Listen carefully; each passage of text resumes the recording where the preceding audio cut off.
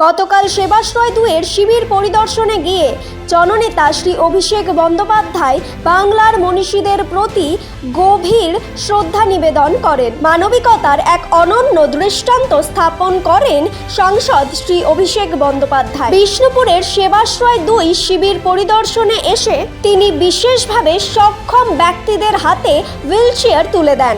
শিবিরে নেমে এসেছিল সাধারণ মানুষের ঢল। কেউ প্রিয় নেতাকে এক নজর দেখার জন্য, আবার কেউ পছন্দের মানুষটির সাথে কয়েক মুহূর্ত কাটানোর আশায় ভিড় জমিয়েছিলেন। আর সেই ভিড়ের মাঝেই মানুষের সাথে একাত্ম হয়ে মিশে যান তিনি। চলুন দেখে নিই সেই মুহূর্তগুলোর এক ঝলক।